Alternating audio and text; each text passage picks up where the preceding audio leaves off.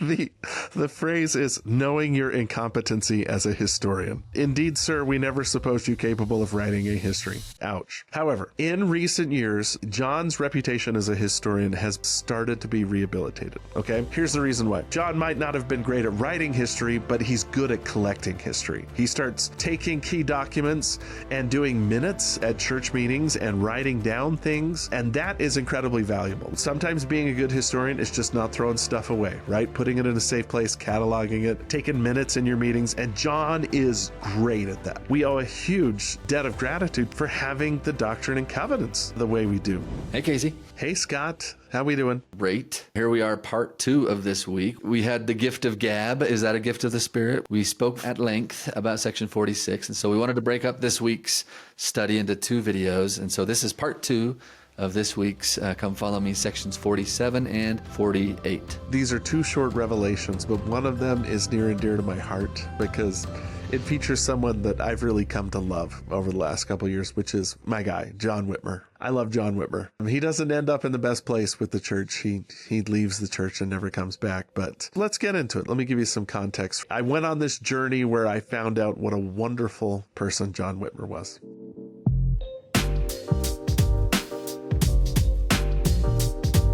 So section 47 is a revelation directed to John Whitmer. So what brought this about? In April 1829, Joseph Smith gets a revelation calling Oliver Cowdery to write for my servant Joseph. This is Doctrine and Covenants 9:4. Oliver Cowdery is the scribe. It's sort of tacitly understood that he's also the historian. Oliver doesn't produce a lot of history other than the most important history, which is the Book of Mormon. He's the scribe. However, flash forward 1831, and Oliver Cowdery is also called, this is in section 28, to lead a mission to the Lamanites. And so Oliver's going to be taking off, and Joseph needs someone to take his place. And Sidney Rigdon does this a little bit when he shows up, but there's also a need for a historian that can do what Oliver's been doing, and that's John Whitmer. So John Whitmer, a member of the Whitmer family, he's already served as Joseph's scribe in a few different capacities. He was one of the scribes for the Book of Mormon, for instance, and this revelation is calling him to be the church historian. So I love the guy because I'm a historian. I also served in the John Whitmer Historical Association, which made me love the guy more. Weren't you the president of the John Whitmer Historical Association? I didn't want to toot my own horn here, but I was. I serve among that distinguished company. Yeah. And by the way, that plays in my experience, which I'll share a little bit later. But I got to know John Whitmer. He's very honest. Like John Whitmer writes this as an introduction to this revelation. He writes, I was appointed by the voice of the elders to keep the church record. Joseph Smith Jr. said unto me, you must also keep the church history. I would rather not do it, he wrote, but observed that the will of the Lord be done if he desires it. I desire that he would manifest it through Joseph the seer, and thus came the word of the Lord. So the elders of the church say, John, you should be the historian. And John is like, are you sure? And they're like, yes. And he says, could you get a revelation making sure that I'm the person that's supposed to do it? And this is section 47. So section 47 is being given to a guy he's trying to weasel his way out of a calling, essentially here. I would rather not do it. He's a very humble guy. So he accepts the calling to his credit. All right. And here is the revelation. It is not very long. It says this, behold, it is expedient in me that my servant John should write and keep a regular history, and assist you, my servant Joseph, in transcribing all things which shall be given you until he is called to further duties. There's the answer, right? John says, I'd rather not do it. The elders pointed me, and I came to Joseph and asked, like, does the Lord really want me to do this? And I love the Lord's word there. He says, it's expedient in me, which in the 1828 dictionary, expedient means it is useful. It is profitable. So I just think that's really interesting. It's not like John Whitmer was foreordained in premortality to accept this calling. It's like the church elders said, we think John Whitmer would be a good guy at this. And John says, I don't want to do it. Joseph asked, the Lord says, that's expedient. That would be useful. That would be profitable if you could accept that calling, John. So many church callings are like that, right? It's just like, it's expedient. Like, yeah, am I like the perfect person for this? I don't know, but I'm expedient. I can do it, Verse 3, it shall be appointed unto him to keep the church record and history continually for Oliver Cowdery, I've appointed to another office. Wherefore it shall be given him, inasmuch as he is faithful by the Comforter to write these things. Even so, amen. I want to note two things here, because there are a lot of people out there that feel continual guilt over keeping a journal or writing their family history. It seems like one of those features of being a Latter-day Saint is that you should be doing this stuff, but we're held back sometimes by saying, I don't know how to do it. I'm not good at it. I'd rather not do it. Yeah. The two words the Lord uses to describe the history here are regular, that's in verse 1, and continual, that's in verse 3. It doesn't have to be brilliant. It doesn't have to be the most literary, moving. You don't have to be Parley P. Pratt, who I think writes the best biography in the history of the church. The Lord asks that you do it regularly and that you do it continually. That, in his mind, is what makes a good history. Joseph Smith seems to take this advice to heart. And by the way, he's commanded to keep a history too in section 85 of the Doctrine and Covenants. This starts out with them writing just a brief history of the rise of the church in section 20. Later on, John Whitmer is going to literally start to keep a history called the Book of John Whitmer. This includes copies of Revelations, letters, other important history of the church. Joseph Smith starts to write his history probably around the summer of 1832. This is the earliest account of the first vision. Oliver Cowdery starts to write a history. So the task of compiling church history for the church institutionally, which, yes, is what this revelation is about, but also speaks to us of the importance of compiling our history. As a historian, and Scott, you're a pretty good historian too, it's these personal works. It's when someone keeps a really, really great journal, like Wilford Woodruff, or the record of Elizabeth Ann Whitney, that really make church history come alive, make it sparkle. And throughout the history of the church, people like Wilford Woodruff, Heber J. Grant, and Spencer W. Kimball kept journals that provided deep insights into their time and lives. In fact, Wilford Woodruff's journal was so important in compiling the history of the church that one historian declared Wilford Woodruff largely made the glasses through which we see the Latter-day Saint past. So it has a huge impact on how we see things. We sometimes back up and feel like John Whitmer, I'd rather not do this, or I'm just really not good at it. Spencer W. Kimball, who is one of the great journalers in the history of the church, said this: people often use the excuse that their lives are uneventful and nobody would be interested in what they have done. But I promise you that if you will keep your journals and records, they will indeed be a source of great inspiration to your families, to your children, your grandchildren, and others through the generations. I mean, it's going to be a big deal, maybe to the church, but definitely to the people that love you. Seeing photos and reading letters. I just got a bunch of letters of my grandpa when he was in basic training during World War II. So amazing to hear his voice, and the fear and anticipation that he's feeling before he goes to war just really kept him in my life. He's passed away and been gone for more than 20 years at this point, but you know, and I was able to hear his voice when I read his writing. So we have a responsibility to do the same thing too. Okay, so to be clear, section 47 is a revelation clearly to John Whitmer about keeping the official history of the church. And what I hear you saying, Casey, is that there are principles in here for those of us who want to keep our family's history, to do it following these principles of doing it regularly, doing it consistently, and not worrying about whether or not we are recording super amazing, interesting things, because it's going to turn out, President Kimball saying, that future generations are actually going to be really interested in our normal, everyday lives. Should we move on to the controversies here?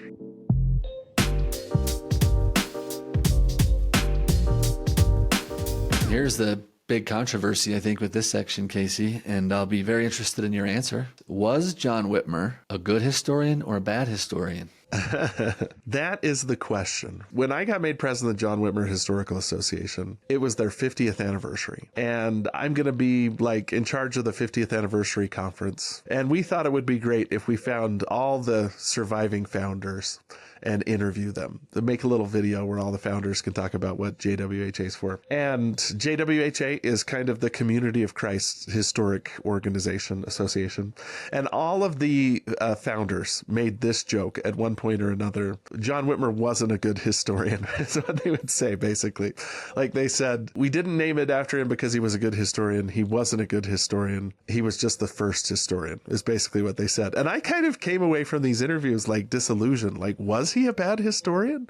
And why, find a good historian and name the association after him? Well, okay, here's the story. So John accepts the calling reluctantly, but he is diligent. In June 1831, just a couple weeks after this revelation, he starts writing a history he titled The Book of John Whitmer. which, by the way, was part of the artifacts transferred from Community of Christ to the Church of Jesus Christ of Latter-day Saints in March 2024. This is in our possession now. I've got photographs of it. I've looked through the whole thing. It's been on the Joseph Smith Papers site for years. This record contains a lot of important details about the early church in Ohio and Missouri. However, it does seem like John Whitmer was sort of insecure about his writing. In 1833, he writes to Oliver Cowdery and says, "I want you to remember me to Joseph in a special manner and inquire of him respecting my clerkship. You know very well what I mean, and also my great desire of doing all things according to the mind of the Lord." So he's insecure. He's asking Oliver Cowdery to put in a good word for him. Now, the other big black mark is that John Whitmer's excommunicated in 1838. This is pretty much around the time that the entire Whitmer family leaves the church, and so does Oliver Cowdery. And at the time, John refuses to turn his history, the book of John Whitmer, over to Joseph Smith. Joseph writes a letter, and in the letter, Joseph Smith sort of implies that John isn't a great historian either. So that's another strike against him. Didn't Joseph write a letter and say, "You've left the church, but can we have the history you've kept of our church back?" And then John replied, "No." And then didn't Joseph say, "Well, it wasn't even that good of a history anyway, so I'll keep it," or something like that? It is accurate, and the version, I put excerpts from the letter into our notes on Doctrine and Covenants Central, but I softened what Joseph wrote. But since we're dealing with controversy here, this is what Joseph Smith and Sidney Rigdon wrote to John Whitmer. I don't know if this is Joseph Smith or Sidney Rigdon. "Sir, we are desirous of honoring you by giving publicity to your notes on the history of the Church of Latter-day Saints, after such corrections as we thought would be necessary, knowing your incompetency as a historian." And that your writings coming from your pen could not be put to press without our correcting them, or else the church must suffer reproach. Indeed, sir, we never supposed you capable of writing a history, but were willing to let it come out under your name, notwithstanding it would really not be yours but ours. We are still willing to honor you if you can be made to know your own interest and give up your notes, so that they can be corrected and made fit for the press. But if not, we have all the materials for another, which we shall commence this week to write. Ow. So I think that's the reason why all the John Whitmer guys said that John Whitmer was a bad historian, was because Joseph Smith said he was a bad historian. So A, we don't feel comfortable publishing your stuff without us modifying it first. B, you're not super good at it, but we would like to honor you, knowing your incompetency. We didn't ever really think you were capable of doing this. I mean, at this point, there's some harsh feelings. Do you think back here in 1831, when Section 47 is given, when the Lord says it's expedient, like it'd be useful, it'd be profitable to have you in this calling? Sure. I think at that point, it was just because John Whitmer was the most available. I guess what I'm pulling back, I'm trying to extrapolate, like church callings, right? That's something we all experience. And we know some people do a great job with church callings, and some people don't do a great job. And maybe the calling is sometimes more for us than it is for the fact that we're going to do a great job. Did Joseph become jaded by 1838 here with John Whitmer, where he's like, it wasn't even that good anyway? The phrase is knowing your incompetency as a historian. Indeed, sir, we never supposed you capable of writing a history. Ouch. However, I got to defend my guy. I got to defend John Whitmer. So he doesn't give them the history at this time. The book of John Whitmer stays in the Whitmer family and eventually ends up in Community of Christ until 2024 when it comes into our possession. I went to the Community of Christ archives like last year. Joseph Smith, like he said, says we have the notes and we can write our own history, which he starts doing around this time. Around 1838, he writes what is now known today as the history of the church. It's about 800 pages long. It's epic. It's huge. It's amazing. I saw John Whitmer's history, which does have some good insights, but is not great. The other thing that happened was after Joseph Smith died, John Whitmer joined James Strang's movement and began writing in his history again. So he picks it up again. He leaves Strang's movement and then crosses out the portions of the history that are about Strang. So he actually goes back, and there's pages and pages where he has drawn a line through everything that he wrote. He never rejoins the church. He passes away in 1878. The final history of the book of John Whitmer is 96 pages in length, and it's not a great history, though it does have some valuable insights. However, in recent years, John's reputation as a historian has started to be rehabilitated. Okay? Here's the reason why. Historians working to compile the Joseph Smith papers noted a couple of things. First, the number of documents we have in the church starts to multiply when John Whitmer becomes the historian. So if you have the Joseph Smith paper sitting on your shelf, you'll note that everything from like the first vision until John Whitmer's call is basically one volume. And then John Whitmer gets made the church historian, and all of a sudden the volumes start to multiply. So John might not have been great at writing history, but he's good at collecting history. He starts taking key documents and doing minutes at church meetings and writing down things. And that is incredibly valuable. Sometimes being a good historian is just not throwing stuff away, right? Putting it in a safe place, cataloging it, taking minutes in your meetings. And John is great at that. Like, he really changes the game for us so that we have this rich documentary record that we can draw from. In addition, John did a superb job recording the revelations given to Joseph Smith. So one of the things that was published along with the Joseph Smith Papers project was the manuscript revelation books, which basically are the earliest copy of every revelation in the Doctrine and Covenants. And guess whose handwriting nearly every page is written in? John Whitmer. We owe a huge debt of gratitude to for having the Doctrine and Covenants the way we do. This rich documentary record that we have, which is so powerful and has been so amazing the last couple of years as the Joseph Smith Papers have collected it, is John Whitmer's legacy. And that is why I'm going to get on my soapbox for a minute and say here, John Whitmer was a good historian. You don't always have to just be a good writer to be a good historian. You're a good compiler. You're a good listener. You are diligent in your calling, and John was. In fact, the last entry in his history, let me read this. Therefore, I close the history of the Church of Latter-day Saints, hoping that I may be forgiven of my faults and my sins blotted out, and the last day be saved in the kingdom of God, notwithstanding my present situation, which I hope will soon be bettered, and I find favor in the eyes of God and all men, his saints. Farewell. He's a good guy. John acknowledged, I got a lot of weaknesses. I got a lot of faults.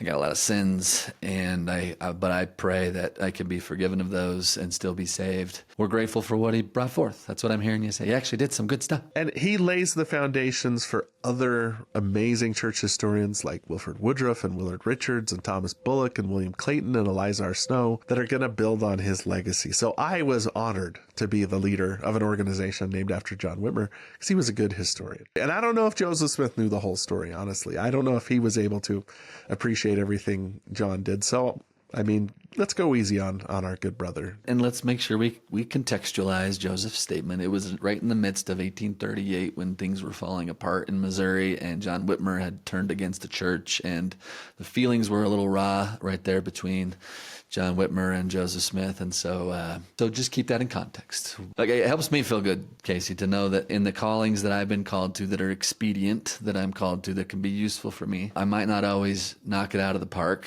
but notwithstanding my weaknesses, maybe I can do a little bit of good. Maybe we can all do a little bit of good, notwithstanding our weaknesses. All right.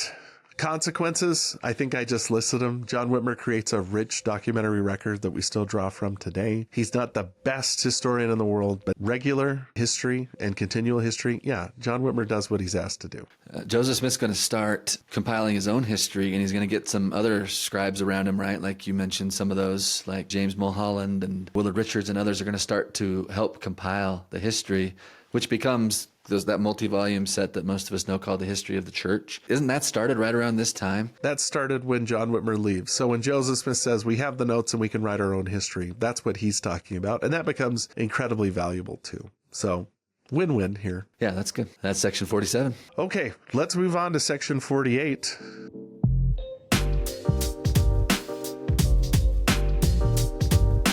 This isn't a long revelation, only a few words, about 6 verses, but here's the setup for us, okay? So you remember the Lord commands everybody to gather to the Ohio, and this creates a kind of refugee crisis in Kirtland. Most of them haven't gathered yet, is that correct?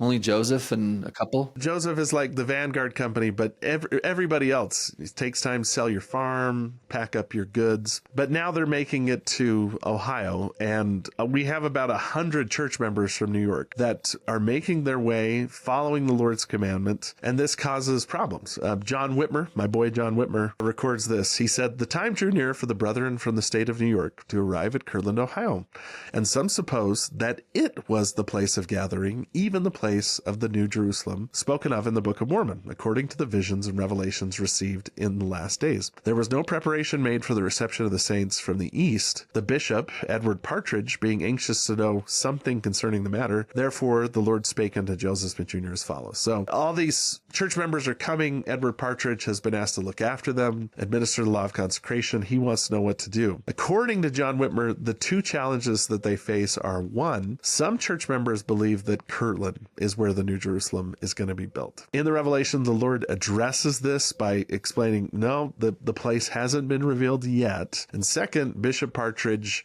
and the other members of the church in Kirtland are trying to implement the law of consecration to assist the saints who've been gathering to Kirtland. So the Lord in this revelation is going to kind of introduce the idea of flexibility in how the law is introduced, leading him to say, hey, take time to get to know every family and know their circumstances, every man according to his family, as the way it says in section 48. Yeah, and doesn't this revelation come about specifically because of Edward Partridge's questions and concerns? Since he's the presiding bishop of the church, he's the one over the temporal affairs, having an influx of 100 members is going to fall on him, right, as to what to do with them and where to put them, and there are questions about them, right? How do we accommodate this, right? And what am I supposed to do as the bishop? Okay, so what does the Lord actually say? Here we go. Let's drop into the content.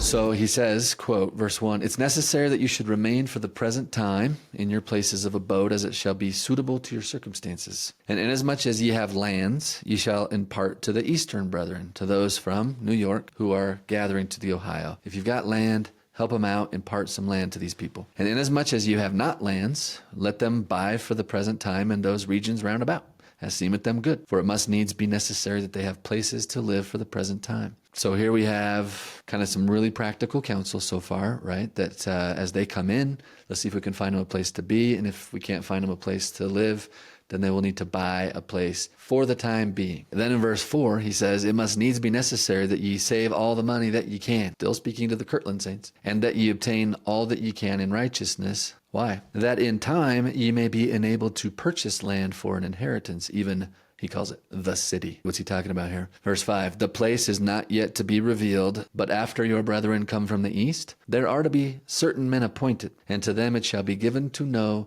the place, or to them it shall be revealed." So he's talking here about the final place, right? The New Jerusalem, the city, he called it here. So yeah, Kirtland is not the city. There will yet be an appointed committee that will be sent out to identify the place. That kind of sets us up for section 57 of the Doctrine and Covenants, which we'll get to here in a couple of weeks. But here the Lord is teasing, right? He's teasing that this place will be revealed. It's not this place. For now, let's make accommodations for all the saints as they're coming in from New York. But please know that this is not the final place. Verse 6, "And they shall be appointed," meaning this committee who the center place will be revealed to, "they shall be appointed to purchase the lands and to make a commencement to lay the foundation of the city. And then shall ye begin to be gathered with your families," you in Kirtland and those New York saints who've come. "Then you will start to be gathered with your families to this new place, every man according to his family, according to his circumstances, and as is appointed to him by the presidency and the bishop of the church, according to the laws and commandments which ye have received, and which ye shall hereafter receive. Even so, amen." A couple cool things in here, right? That Kirtland is being described as something of a way place before the city. And then once the committee actually identifies which place that will be, which, spoiler alert, happens in section 57. Once that is made clear, then notice he says, there won't be a mad rush to this place. There won't be a mad rush to this city. It's going to happen in order, according to families, according as the presidency, first presidency, and the bishop of the church appoint you. In fact, they kind of a cool thing, I didn't know about this for a long time, was that there were actually like Zion recommends that the bishop would need to like sign, or the first presidency. Like you couldn't just go gather to the New Jerusalem, to the city of Zion. You couldn't just say, I'm just going to do that. Like you needed to be appointed by the first presidency or the bishopric to say, yes, you are officially hereby like called to go to Zion, right? That's what section 6 is starting to hint at, which will then be developed later. That's the entire section, just 6 verses long, dealing with a practical matter. But there might be some principles in here that are interesting to talk about. Casey, do you want to highlight anything in these 6 verses? Well, I would say the first one is that this is an early indication that the law of consecration is going to be more flexible than some people think it is. Like, a lot of people will come to section 42 and say, unless we're doing exactly what's there, we're not living the law of consecration. But you can already see the Lord appointing the leaders of the church in Kirtland with flexibility in verse 6, where he says, you're going to be gathered according to your families. You're going to consider every man according to his family and his circumstances, as is appointed to him by the presidency and the bishop of the church, according to laws and commandments which you've received. That seems to indicate that it's not going to be a one-size-fits-all situation. Like, if you have a family of 4, and that means a mom and a dad and 2 adult sons, you might not get the same portion as a family of 4 that's a single mother with 3 small children. The Lord expects his servants who administer the law of consecration to get to know each person in their circumstances and appointed stewardship to them. So this is already an indication that consecration isn't completely laid out in section 42. It's going to be a work in progress that the Lord is going to continually adjust through revelation as they move forward. This is the beginning of a number of sections in the Doctrine and Covenants that do the same thing again and again. Let's adjust consecration to meet the circumstances we're in right now. I think one of the big things it does is show us, hey, we're going to make consecration a principle-based thing. The instructions that I've given you can have some flexibility based on the needs and circumstances of an individual and their family. Yeah, I like that. The end of verse 6 where it says, according to the laws and commandments which ye have received. So that would be section 42 for sure. And he says, which ye shall hereafter receive, suggesting there will be more to come on the specific ways to implement this project. This is a big project to go to a city that is, you're going to lay the foundations of this city, he says, right, in verse 6, and then you're going to begin to gather with your families and to start like creating this thing, which is like your inheritance. He called it in verse 4. So this is going to be a big deal. It's going to need to roll out in like a pretty orderly way. And you're right, yeah, section 42 does not fully account for all the nuances of that. So this is going to be based on future revelation, which, to be fair, section 42 also says that, right? Section 42 at the end says, and I'll give you additional revelations as circumstances require to help you understand how to implement as you go. And second controversy, they're still really anxious about knowing where the New Jerusalem is going to be. And the Lord's saying, I'm going to tell you, not yet, okay? Hang in there, and eventually the location will be revealed to you. Okay, so consequences for this section, I would say this.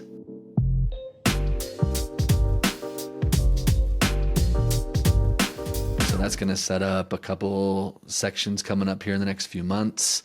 A few months for them, few weeks for us as we study their story. For instance, section 52 is going to be the place where the Lord will finally appoint that committee that he promised here. There's going to be a committee appointed at the end of section 52 to go to the west and to locate the city of Zion. So a small little committee is going to do that. They're going to make a beeline for the western border in Missouri. And then section 57 is going to be the full fulfillment of the Lord's promise here that it shall be made known unto them the place of the city. And so Casey, you and I were just driving around that city just, yesterday? Just the other day.